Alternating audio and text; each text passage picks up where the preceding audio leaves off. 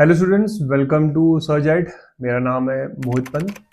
हम RRB JE CBD 2 की question series की प्रैक्टिस कर रहे थे, जो कि बहुत इंपॉर्टेंट क्वेश्चन है और एग्जाम में सीबीडी 2 के एग्जाम में आ सकते हैं। और आज हम करेंगे मेजरमेंट के क्वेश्चन। ठीक है, चलिए शुरू करते हैं।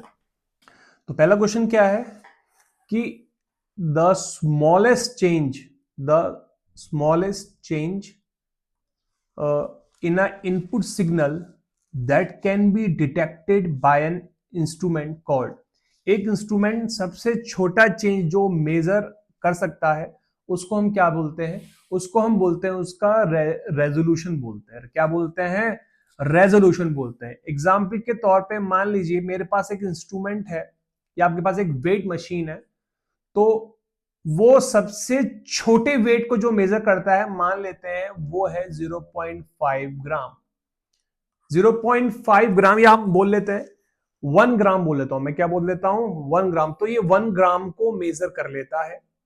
अगर मैंने 1 ग्राम से कुछ कम रखा या मैंने 0.5 ग्राम रखा तो ये इसको मेजर नहीं कर पाएगा। जो सबसे छोटी यूनिट को जो मेजर कर सकता है उसको हम क्या बोलते हैं? रेजोल्यूशन बोलते हैं। तो जो उसका सही आंसर हो गया ऑप्शन नंबर सी हो गया। आगे बढ़ते हैं। Which of the following scales offer widest range of measurement through an instrument? कौन सा स्केल जो होता है हमें मेजरमेंट के लिए बहुत ज्यादा रेंज प्रोवाइड कर देता है? देखो, आप जानते हैं हमारे पास बहुत सारे स्केल्स होते हैं। ठीक है, स्केल्स की बात यह है जब आप किसी चीज को मेजर करते हैं ना इंस्ट्रूमेंट्स में, तो नीचे स्केल्स होते हैं बहुत सारे। ठीक है, आपने ये देखा भी होगा, इंस्ट्रूमेंट किसी चीज को मेजर करता है इतने एम्पेयर, नीचे स्केल्स होते हैं। जैसे आप देखते होंगे वोल्ट मीटर में देखा होगा आपने, यहाँ पे स्केल्स होते हैं। ठीक है, यहाँ पे स्केल्स लगे होते हैं, कितना वोल्ट आ रहा है, सब स्केल्स होते हैं। तो कौन सा ऐसा स्केल है जो सबसे ज्यादा रेंज आपको प्रोवाइड करता है? वो होता है लॉगरिथम वाला। क्या होता है? लॉगरिथम वाला आपको अप्लाई करता है, क्योंकि लॉग में अगर आप लिखते हो log 2, क्या लिखते हैं? log 2 असल में होता है 10 की पावर 2, मतलब ये नियरली कहीं ना कहीं 100 वैल्यू को डिनोट करता है। तो लॉग में आपको बहुत हाई वेरिएशन मिल जाते हैं। इवन अगर आप 1000 को लिखोगे, आप लॉग में क्या लिखोगे? उसको आप लिखोगे log 10 3 लिख दोगे 1000 को, तो आपको बहुत ज्यादा वेरिएशन मिल सकता है। तो जो उसका सही आंसर क्या है? Logarithm scale. अच्छा क्वेश्चन एग्जाम में आता है। आगे बढ़ते हैं। The dead time of an instrument refers to. Dead time instrument में क्या दिखाता है? डेड टाइम क्या होता है? इंस्ट्रूमेंट रिस्पॉन्स करने के लिए कितना समय लगा रहा है, उसको हम क्या बोलते हैं?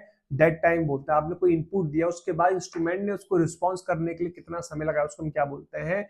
डेड टाइम बोलते हैं। तो ऑप्शन नंबर सी क्या है उसका सही answer? The time before the instrument begins to response after quantity has altered, उसको हम क्या बोलते हैं?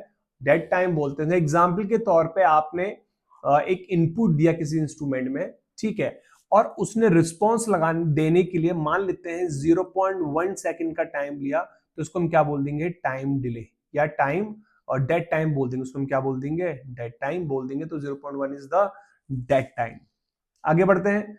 The function of measurement. The function of measurement, हम जो मेजरमेंट करते हैं उसका जो फंक्शन होता है क्या क्या होता है? उसमें हम चीजों को रिकॉर्ड भी करते हैं, इंडिकेट भी करते हैं, रिकॉर्ड भी करते हैं और कंट्रोलिंग भी करते हैं। तो मेजरमेंट सिस्टम में तीनों चीज आती है, इंडिकेटिंग भी आता है, रिकॉर्डिंग भी आता है, कंट्रोलिंग भी होता है। तो ऑप्शन नंबर डी क्या है इसका सही आंसर? है तीनों होते हैं इसके अंदर। नेक्स्ट क्वेश्चन नंबर 8 है। 60 ampere 220 volt energy meter makes 51 revolution in 35 second on full load test, calculate the percentage error if the metre constant है। देखो, इसका फॉर्मूला जो है वो बेसिकली जो एरर का फॉर्मूला होता है, मैं डायरेक्ट समझा रहा हूं आपको एरर का, वो होता है एक्चुअल मीटर कांस्टेंट, ठीक है, minus metre constant given upon metre constant given, ठीक है, इनटू मैं इसको 100 से मल्टीप्लाई कर देता हूं।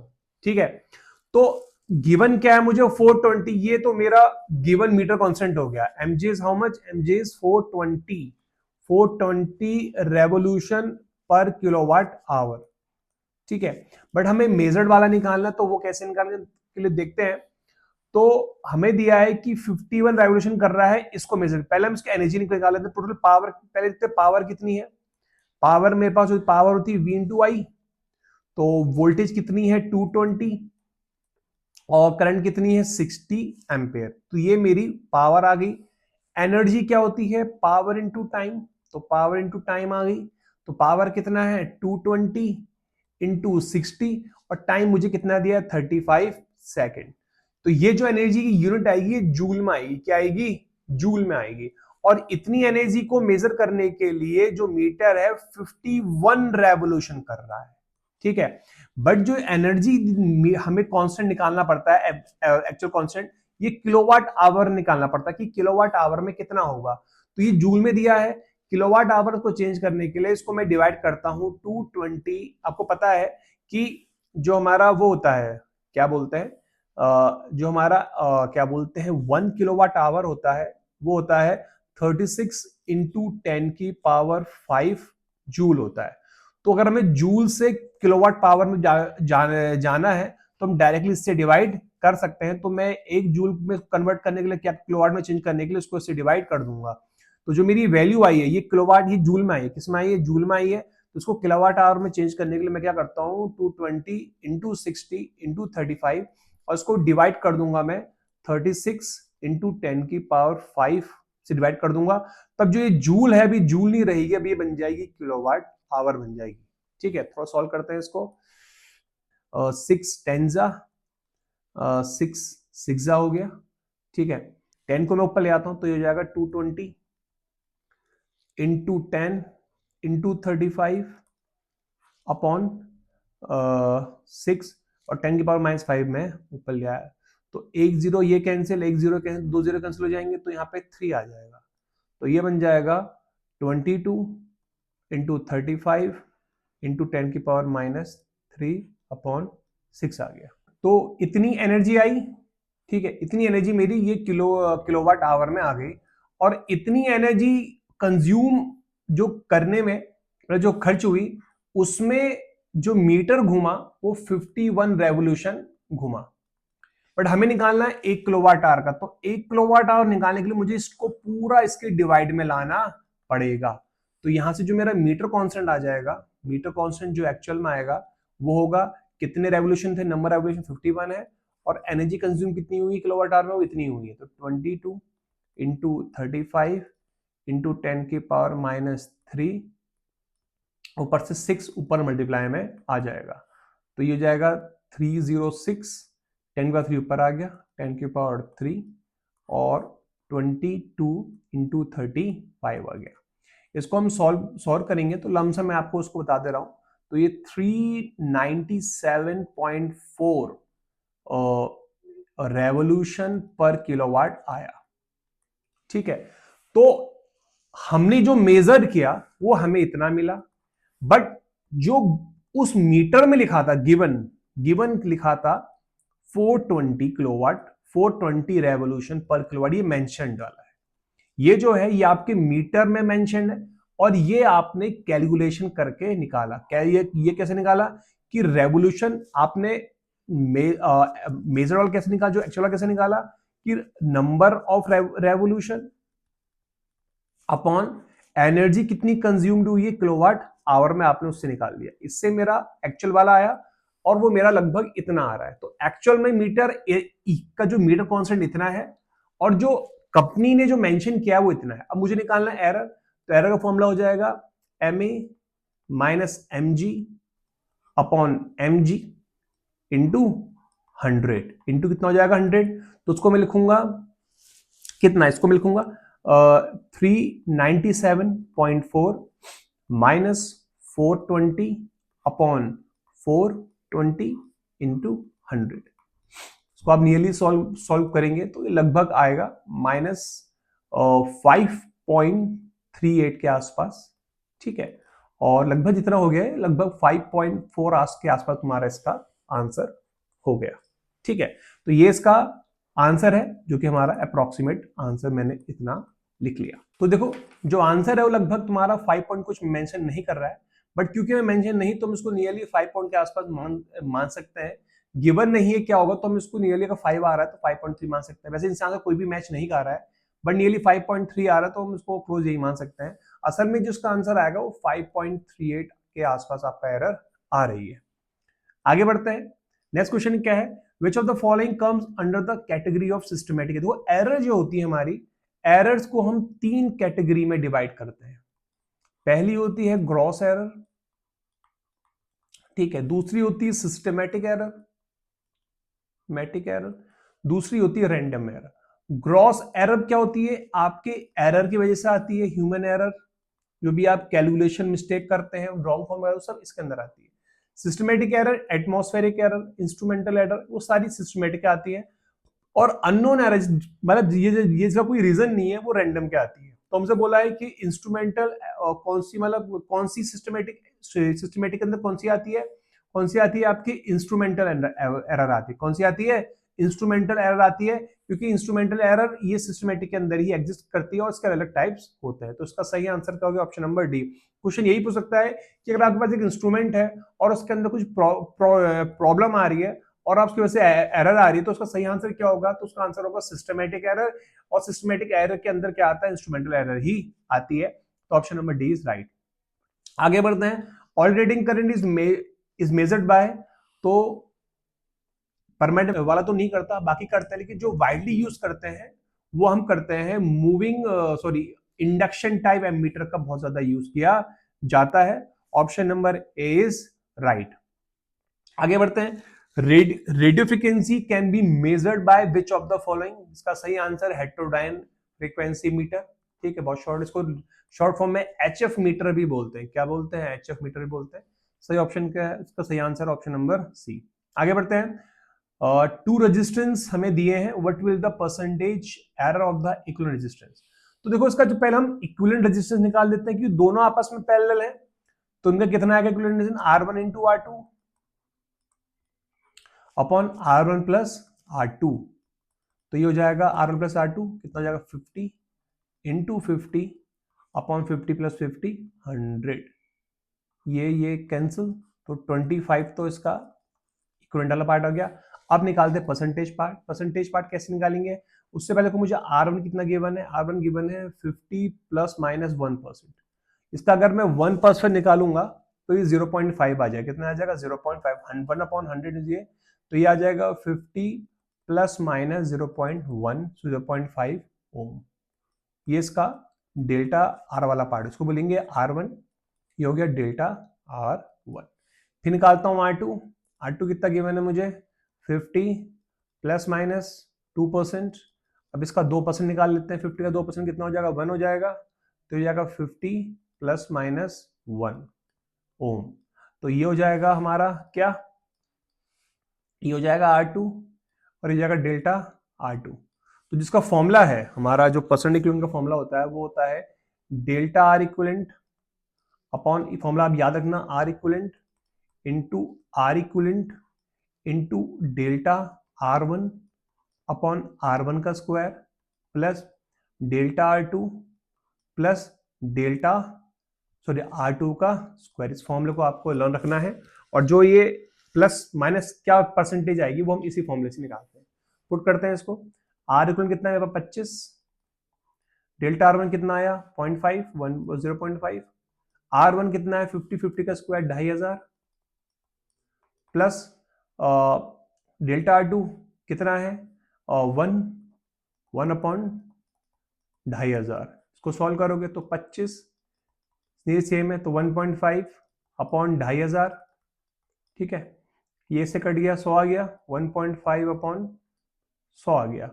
ये नॉर्मल, अगर आप इसको परसेंटेज में लिखेंगे, अगर इसको हम किसमें लिखेंगे, अगर हम इसको लिखते हैं परसेंटेज में, तो परसेंटेज में लिखने के लिए मुझे इसको इंटू 100 से मल्टीप्लाई करना पड़ेगा, इंटू 100 करना पड़ेगा।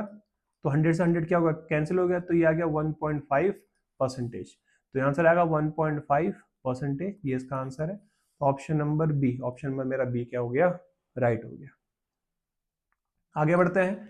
क्वेश्चन नंबर 13 है कि dash is the difference between the true और exact value and measured value for the, देखो एब्सोल्यूट एरर जो होती है हमारी, एब्सोल्यूट एरर का फॉर्मूला होता है difference between the measured value minus true value.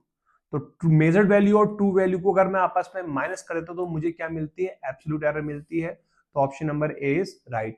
Absolute error किसी भी इंस्ट्रूमेंट का कभी भी चेंज नहीं होती है, तो उसको आप कभी भी साइड में लिख भी लेना, ये हमेशा कांस्टेंट रहती है। अगर आपने एक इंस्ट्रूमेंट आपको दिया गया है और उसमें बोला गया, अगर मान लेते हैं मेरे पास एक वोल्ट मीटर है, उसमें बोला गया है कि एब्सोल्यूट एरर अगर 2 वोल्ट की है, तो आप कुछ भी मेजर करेंगे 2 वोल्ट उसमें कंसिस्टेंट एक एरर आएगी।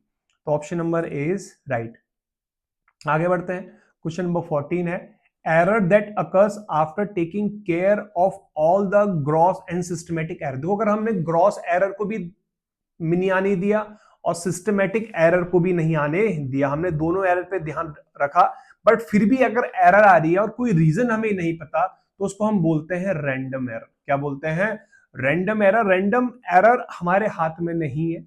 रैंडम एरर आने का आपका रीजन कुछ भी हो सकता है कि कमरा थोड़ा सा गर्म है, कमरा थोड़ा हल्का है, मतलब थोड़ा सा गर्मी कम है, या म्यूचुअल इंडक्टेंस है, कुछ भी हो सकता है, बहुत सारे रीजन हो सकते हैं। एक अननोन रीजन से अगर कोई एरर आ रही है तो उसको हम क्या बोलेंगे? रैंडम एरर बोल देंगे। तो उसका जो सही आंसर है ऑप्शन नंबर क्या हो गया? सी हो गया। आगे बढ़ते हैं, which of the following types of error are dynamic error. Dynamic error basically क्या होती हैं? जो एरर बेसिकली आपके इंस्ट्रूमेंट्स के थ्रू एरर आती हैं, इंस्ट्रूमेंट के एरर्स के जो थ्रू एरर आती हैं, उनको हम क्या बोलते हैं? डायनेमिक एरर बोलते हैं। और वो चेंज हो रही है बार बार। तो सही आंसर क्या है? Instrument error caused by due to the slow response of instrument. Option number A is right. Question number 16 है, secondary voltage open potential transformer condition. देखो हमारे पास एक पोटेंशियल ट्रांसफार्मर है, ठीक है, ये पोटेंशियल ट्रांसफार्मर नॉर्मल ट्रांसफार्मर तरह होता है। हमें इसकी प्राइमरी साइड में जो वोल्टेज गिवन है वो गिवन है 11,000 वोल्ट, ठीक है, और जो टर्न रेशियो हमें गिवन है वो कितने गिवन है? 102:1। तुम्हें पता लगाना है कि यहाँ पे वोल्टेज, जो सेकेंडरी वोल्टेज हमारी वो कितनी होगी, ये हमें पता लगाना है। कैसे निकालेंगे? देखो सबसे पहले तो 3% की क्या है? एरर है। क्या है? एरर है। तो एरर मतलब इसमें ड्रॉप हो जाएगा, यहाँ पे थोड़ा वोल्टेज का क्या हो जा रहा है? ड्रॉप आ जाए। तो अगर आपको यहाँ इतनी वोल्टेज मिल रही है, तो जो कन्वर्ट होने में थोड़ा सा ड्रॉप खा जाए, तो जो वोल्टेज यहाँ पे एक्चुअल में होगी, मैं वो निकाल लेता हूँ कितनी होगी। That will be equal to 11,100 minus 3/100 into 11,000। तो इतने का ड्रॉप होगा, इसको मैं 0 से माइनस कर लेता हूं। तो यह गया 11,000 माइनस 330। अब इसको इससे माइनस कर लेता हूँ। 11,000 में से 330 माइनस कर लो आप। 330 मैंने माइनस कर लिया, तो यहाँ से आया 0, ये 0 हो गया। यहाँ पे आया मैं 10 में से 3 गया, यहाँ पे 7 आ गया। यहाँ 9 में से 6 गया, आपका 9 में से 3 क्या 6 आ गया, यहाँ बचा 0, तो ये आ गया 10670 वोल्ट। इतनी वोल्टेज आपकी क्या हो रही है? ट्रांसफॉर्म होगी, ठीक है। तो हमें रेशियो गिवन है, तो रेशियो तो हम निकालेंगे, देखो V1 upon V2 is equal to जो बेटा N1 upon N2, turn ratio हो गया हमारा। तो V1 कितनी है मेरे पास? 10670। V2 हमें निकालनी है कि यहाँ वोल्टेज कितनी आएगी, सो V2 ले लेता हूँ मैं। V2 की बात वही, N1 upon N2 turn ratio मुझे कितना गिवन है? 102। तो V2 जो आपकी आ जाएगी, ये आएगी 10670 अपॉन कितना? 102। इसको आप सॉल्व करेंगे तो लगभग इसका जो आंसर आएगा नियरली वो आता है 104 के आसपास आता है। आप सॉल्व कर लीजिए इसको, लगभग अप्रोक्सीमेट 104 के आसपास आएगा इसका आंसर, 104 पॉइंट समथिंग, ठीक है। तो जो इसका सही आंसर हो गया option number B will be right. Option number B क्या है इसका सही आंसर हो गया, ठीक है। आगे बढ़ते हैं, क्वेश्चन नंबर 17, सेकेंडरी वोल्टेज। वही सेम, वही उसी टाइप क्वेश्चन मुझे लग रहा है, सेम वही चीज। अब इस वोल्टेज चेंज हो गई है और परसेंटेज यार थोड़ा चेंज हो गया है, ठीक है। आप इसको खुद भी कर सकते हैं ट्राई। कितना है देखो इसका, ये इतनी वोल्टेज आ रही है, थोड़ा 70% का एरर, तो इतनी कम हो जाएगी। तो क्या बोलते हैं 660, इसको मैं लिख सकता हूँ 6600 माइनस कितना है 7% का ड्रॉप कर देता हूँ, यहाँ पे परसेंट का थोड़ा घटा देता हूँ वोल्टेज इतनी, तो 6600 इतने का इसको मल्टीप्लाई करते हैं इससे, तो 6600 और 7 6 42 4 42 46, इसको माइनस करता हूँ 6600 माइनस 462, यहाँ पे आ गया 10 में से 2 गया 8, यहाँ बचा 9 में से गया 3, यहाँ बचा 5 में 4 गया 1, 61318 वोल्ट इसका आंसर आ गया। ये सॉरी आंसर नहीं, मतलब इतनी वोल्टेज ट्रांसफॉर्म होगी यहाँ से यहाँ, तो ये V1 हो गई, तो 6138 V1 हो गई अपॉन V2 हमें निकालनी है। सेम ये फॉर्मूला देखो, आप देखते हैं ये जो फॉर्मूला मैंने यूज करा ना, यही चीज है। अब यहाँ जैसे इतनी थी, यहाँ पे हमारी इतनी आ गई है, ठीक है। तो ये हो जाएगा कितने का रेशियो है, 1:7 है। तो उसको हम इसको डिवाइड करते हैं, तो V2 कितना आ जाएगा, V2 will be equal to 6138 upon 107। तो कितना आएगा देखते हैं। सो करता हूँ मैं, 6 से तो होगा नहीं, ज़्यादा हो जाएगा, 5 से करते हैं, 5 से हो जाएगा ये। तो 535 आएगा पहले, तो 6138 107, 5 से क्या मैंने इसको, तो ये आएगा 535। अब यहाँ पे ले आता हूँ, 61 यहाँ पे 13, 13 में से 5 गया 8, यहाँ 10, 10 में से 3 गया 7, 0 80 आ गया। अब इसको करते हैं 7 से, 7 7 सा 49, 4 7 49, तो 57 पॉइंट समथिंग इसका आंसर है। तो 57.4 volt, option number C is right. आगे बढ़ते हैं, question number 18, determine the percentage error of potential transformer with the system voltage this and having the turn ratio 104 if the measured secondary is this। देखो system हमारे पास जो basically error होती है वो होती है सिस्टम वोल्टेज, सिस्टम में कितनी की बनी माइनस एक्चुअल में यहां पे कितनी आई, एक्चुअल यहां पे कितनी आई देखते हैं, ठीक है। जैसे आपका पोटेंशियल ट्रांसफार्मर है, तो इसके मैं पूरा क्वेश्चन ढंग से समझा देता हूं, क्वेश्चन है क्या असल में, ठीक है। आप ध्यान देना, मेरे पास एक पीटी है, ये पीटी की प्राइमरी है और ये पीटी की सेकेंडरी है, ठीक है। हमें पीटी की जो सिस्टम वोल्टेज है वो गिवन है, कितनी गिवन है 1100 वोल्ट, ठीक है। और टर्न रेशियो गिवन है N1/N2 कितना गिवन है 104। सेकेंडरी वोल्टेज कितनी है 98 वोल्ट। यहां जो प्राइमरी वोल्टेज है V1 हमें ये निकालनी पड़ेगी, ये V2 है। तो जो एरर होती है वो क्या होती है, बेसिकली एरर जो होती है पीटी की, तो जो उसकी यहां पे एरर परसेंटेज होती है वो होती है सिस्टम वोल्टेज माइनस यहां ये वोल्टेज कितनी है V1, प्राइमरी में एक्चुअल में कितनी वोल्टेज आ रही है अपॉन सिस्टम वोल्टेज। तो सिस्टम वोल्टेज मुझे पता है 11000 वोल्ट है, मुझे V1 नहीं पता, तो पहले मैं V1 निकाल लेता हूं।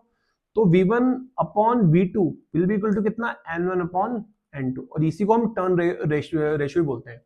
तो V1 मुझे नहीं पता, V2 मुझे पता है 98 है, और अपॉन N1/N2 कितना है मेरे पास N1/N2 कितना है मेरे पास 104। इसको यहां भेज देता हूं, तो यहां से V1 कितना आ गया मेरा 104 इंटू 98 आ गया, ठीक है। थोड़ा इसको सॉल्व कर लेते हैं। तो 104 को मैं लिखता हूं 100 माइनस 2, हो जाएगा 10400, और ये 2 का हो जाएगा 208 हो गया। यहां से आया, तो 10 में से 8 गया 2, यहाँ बचा 9, 9 में 0 9, यहाँ बचा 3, 3 में गया 1, तो 10192 आ गया। तो ये V1 आ गई मेरी, दिस इज V1। अब इसको सॉल्व करते हैं, तो ये आएगा 1100 वोल्ट माइनस 10192 अपॉन 11000 वोल्ट आ गया, ठीक है। अब हमें इसको सॉल्व करना है, ठीक है, इतना आ गया।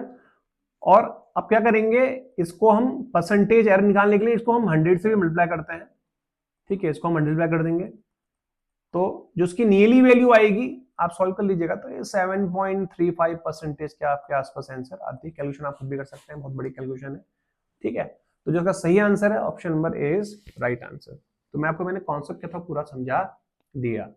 आगे बढ़ते हैं, question number 19, what is the percentage error of a potential transfer with the system voltage 1100 and turn ratio this and do ये सेम वही क्वेश्चन है डिप्टो। मैं डायरेक्ट सॉल्व कर रहा हूँ, पहले मैं V1 निकाल लेता हूँ। तो V1 कितना होगा, टर्न रेशियो कितना है मेरे पास 100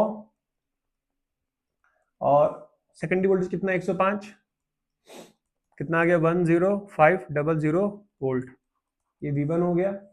ठीक है, परसेंटेज एरर सिस्टम वोल्टेज कितनी दे रखी है मुझे 11000, तो 11000 माइनस 10500 अपॉन 11000 इंटू कितना हो गया मेरा 100, काटेंगे इसको 10,500 से ये गया तो 500 आएगा ऊपर, 500 अपॉन 11000 इंटू 100।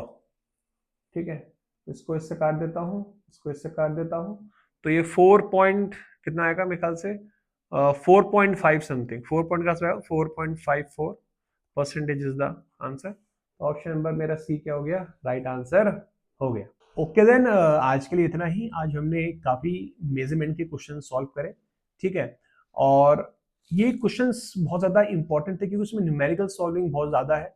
न्यूमेरिकल्स में आपको ध्यान रखना पड़ेगा, जो एरर्स के जो क्वेश्चंस आते हैं, बेसिकली जो एरर्स के क्वेश्चंस होते हैं वो दिक्कत करते हैं, कैलकुलेशन में उनमें दिक्कत आती है।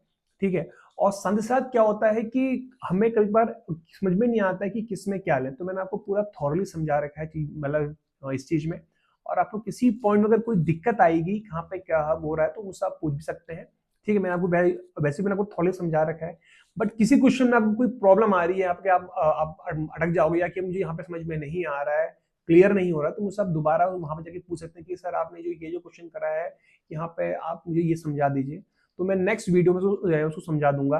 आप कमेंट्स नहीं करेंगे तो मैं समझा नहीं पाऊंगा, क्योंकि अब मैं जान नहीं पाऊंगा कहाँ पे आपकी वो है। और साथ ही साथ अगर आपको आपके अपने क्वेश्चंस भी हैं, अगर आपके अपने डाउट्स भी हैं, तो आप हमसे पूछ सकते हैं, हमें व्हाट्सअप कर सकते हैं, या हमें आप क्या बोलते हैं कमेंट सेक्शन में जाके पूछ सकते हैं कि हमें करना है, तो मैं वेरी फर्स्ट जो नेक्स्ट वीडियोस बनेंगे उसमें आपको पूरा समझा दूंगा। ठीक है, तो ओके देन, आज के लिए इतना ही। आपको वीडियो पसंद आई, please like it, share it and subscribe the channel. Thank you.